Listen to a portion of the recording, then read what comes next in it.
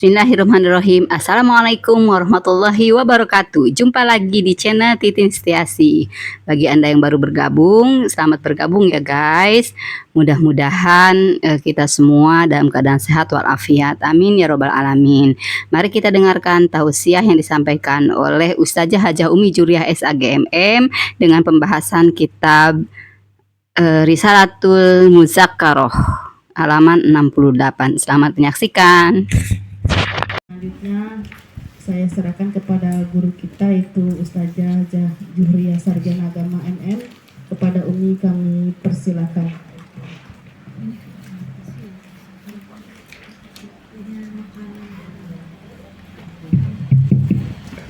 Bismillahirrahmanirrahim. Assalamualaikum warahmatullahi wabarakatuh. Waalaikumsalam warahmatullahi wabarakatuh. Ya Rabbi bil Mustafa balligh maqasidana waghfir lana ma madha ya wasi'al karami. Ya Rabbi Mustafa balik maqasidana waghfir lana ma madha ya wasi'al karam. Bismillahirrahmanirrahim. Alhamdulillah alhamdulillah wa shalli wa sallim ala sayyidina Muhammadin wa ala alihi wa ashabi ajma'in. Mari kita buka taklim kita pada malam hari ini dengan pembacaan surah Al-Fatihah. Di barakatil Fatihah biridha'illahil Fatihah. Tidak baca orang tua kita, para guru-guru kita, para mukmin mukminat, muslimin muslimat, berpulang rahmat mobil khusus buat Atika Marhumah Atika Marhumah. Yuk sampaikan sumai laruhi khusus.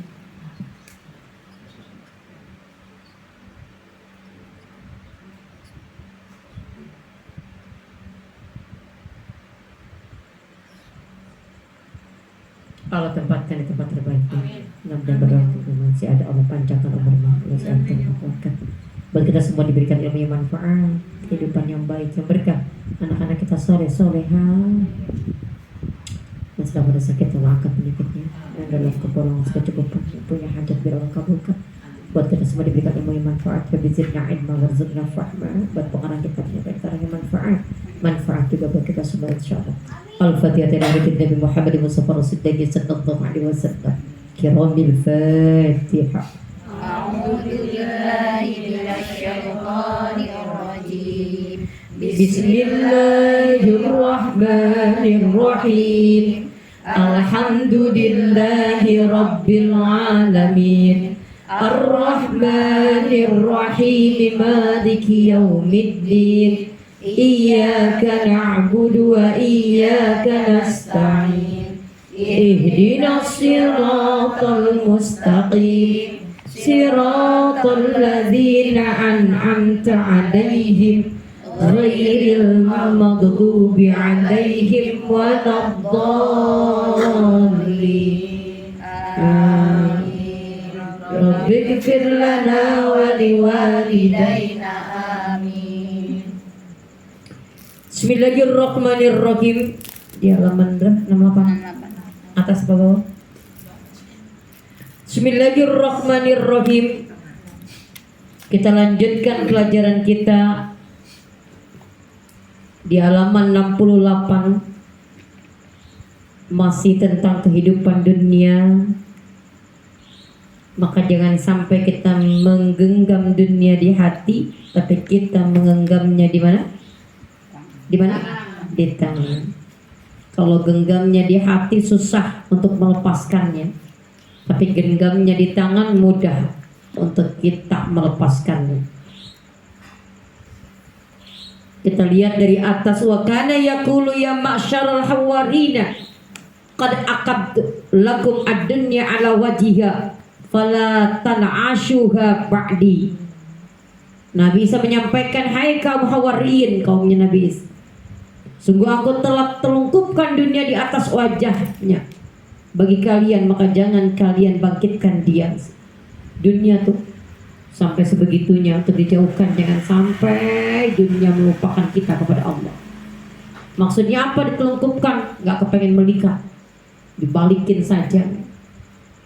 Orang yang sudah orientasi segala apapun kehidupannya dunia, jauh dari kata akhirat Allah, yang ada adalah bagaimana hidupnya itu terus dipenuhi dengan dunia. Maka dalam Quran surah An-Nisa Kalau ibu tahu di halaman di ayat yang ke-100, orang mukmin yang hijrah, maka hijrahnya itu karena Allah, maka akan diluaskan bumi untuknya dan rezekinya pun akan diluaskan. Karena mereka adalah hijrahnya dari duniawi menuju ukhrawinya. Jadi dari dunia menuju ukhrawi, akhirat Allah. Maka jangan suka-suka banget sama dunia. Orang yang selalu memoles apapun dengan dunia akan menjadi susah dalam kehidupannya. Terima kasih, Bu. Baik. Sudah, terima kasih. Wa qalu lahum ma laka tamshi 'alal ma'i wa nahnu la tastati'u al-masya 'alaihi. Dan kaum Hawari menyampaikan kepada Nabi, bagaimana Anda bisa berjalan di atas air sementara kami tidak sanggup berjalan di atasnya. Beliau bersabda, bagaimana kedudukan dinar dan dirham. Jadi kalau orang dinar sama dirhamnya, duit lagi, ya dunia lagi, harta, susah untuk mengenal Allah. Jadi ambil dunia secukupnya saja, seperlunya saja. Jangan rakus-rakus dengan dunia. Kayak yang di depan duduknya dienakin, mau tak sana mau tak sini, nah duduknya dienakin, selonjorin apa selonjoran? Selonjorin. Kalau selonjoran tiduran. Ya nggak apa-apa, selonjoran.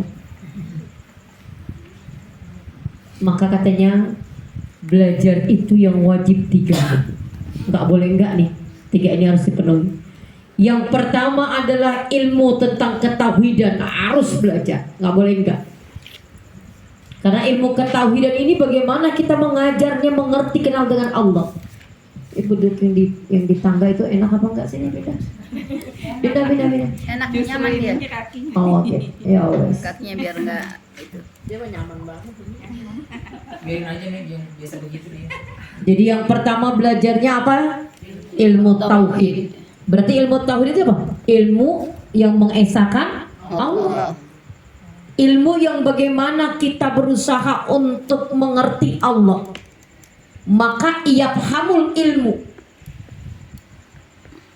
Orang berusaha untuk memahami ilmu. Ini ilmu tauhid. Ilmu yang membahas tentang ketauhidan, keesaan. Yang kedua adalah ilmu tentang ibadah. Wajib, gak boleh enggak? Ibadah. Iya, ibadah. Kita tahu bagaimana ibadah yang benar, ibadah yang sesuai dengan tuntutan syar'i. Maka yang ketiga adalah ilmu tentang akhlak. 3 nggak boleh enggak, harus wajib belajar. Iya. Maka belajar itu kudu, wajib, harus, nggak boleh enggak. Sampai kapan? Nggak ada batasannya. Hatta zurtumul maqabir. Jadi jangan bilang kalau udah emak-emak berhenti belajarnya, enggak. Justru terus belajarnya. Apalagi kita emak-emak butuh untuk mendampingi anak, cucu, keturunan dengan ilmu pasti.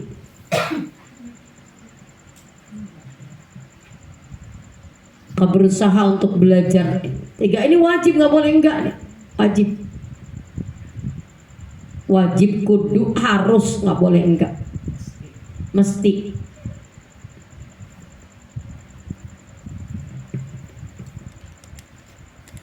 Urutannya seperti ini nih. Iya. Ibadah, akhlak. Iya. Belajar dulu ketauhidan. Percaya dulu sama Allah. Oh, iya. Baru menjalankan ibadah. Siapa lo yang mau dipercayain? Allah. Bagaimana Allah nyuruh? Suruh aqimus sholat wa atuz zakat. Suruh sholat dan tunaikan zakat. Apakah mungkin yang nomor ketiga itu untuk ilmu akhlak yang mengikuti intannya? Pastinya, karena ketika kita belajar akhlak dulu, nanti akan masuk semuanya ke dalam. Akhlak dulu. Ya, maksudnya mengetahui Allah dulu. Iya. Cuman akhlak itu nggak boleh ketinggalan, akan ada di dalamnya. Tapi pada belajarnya adalah mengerti Allah dulu, kita ibadah, akhlaknya ada. Gitu. Bukan jadi otomatis mengikut. Enggak, belum tentu. Maka wajib orang belajar akhlak. Maka kenapa kita belajar itu akhlaknya adalah akhlak dulu daripada ilmu. Kan nggak tertuliskan ilmu kan? Yang tertulis pertama adalah tauhid, yang kedua ibadah, yang ketiga akhlak, bukan ilmu kan? Nah, akhlak dulu, nanti akhlak berjalan, ilmu itu udah masuk dalam ibadah, bagaimana kita belajar mengenal Allah. Orang yang belajarnya ilmu dulu, pasti bagaimana dia berakhlak, attitude-nya kurang, adabnya. Sementara orang belajar itu kan dengan adab. Lihat di orang-orang tua kita dulu, kenapa luar biasa dia mengajarkan anak, karena tirakatnya banyak luar biasa sama Allah itu. Dia punya anak 9 aja jadi. Anak sekarang punya anak 2 sama 3 aja berantem mulu. Enggak, karena ikhlasnya itu orang tua kita. Enggak ada pamrih orang tua kita, ikhlas aja.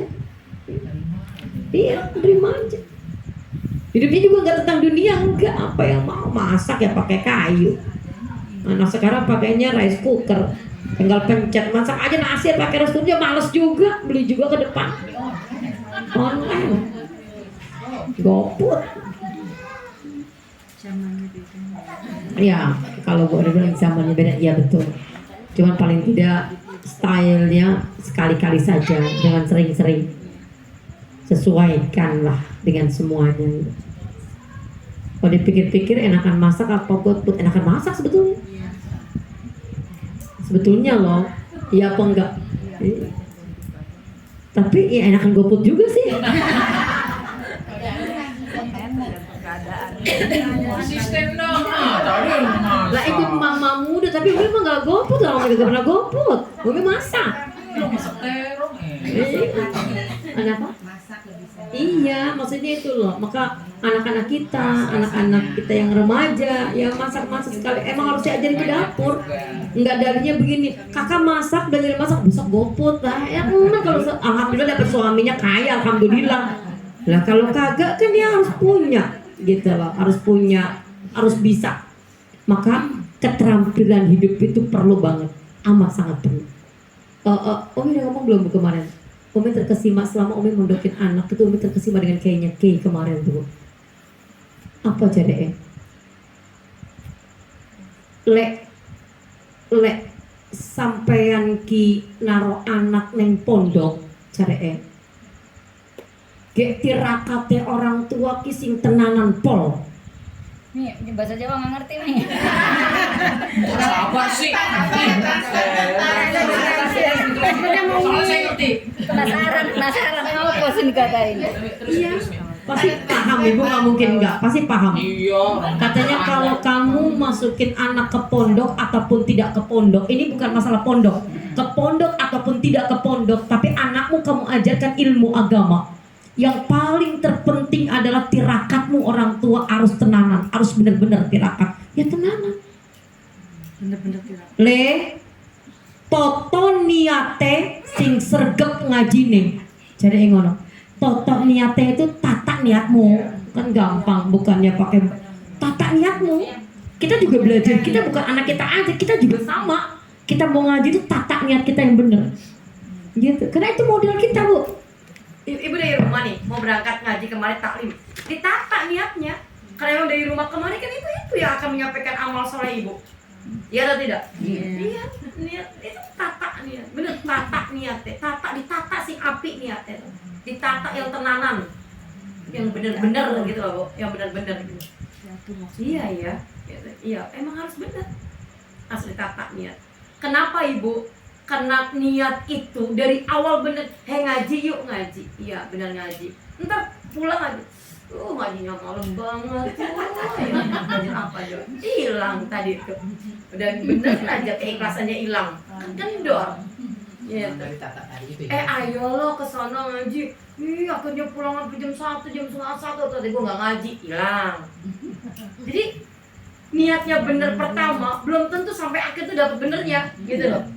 Maksudnya jadidu imanakum, perbaharui terus niatmu, perbaharui terus keimananmu, nggak boleh lo lepas, nggak boleh gitu. Emang bener sih. Padahal enak banget loh. Ibu nyuciin baju suami ibu, nyuciin baju anak, ibadah. Enak bener tenan. Masak ibadah. berbuat baik, ibadah, pahalanya udah banyak banget itu. Tapi kalau niatnya nggak bener, hilang aja, cuma ngerjain doang. Ngerjain juga, marah juga, anu juga, kesel juga, kan nggak dapet. Kata Bunda Zong. Kan gitu. Kenapa sih nggak ngerjain ikhlas aja, nggak usah ngomel, nggak usah marah, udah diemin aja. Enak ya kerjain, nggak enak ya udah. Gitu kan. Kan menata itu yang susah.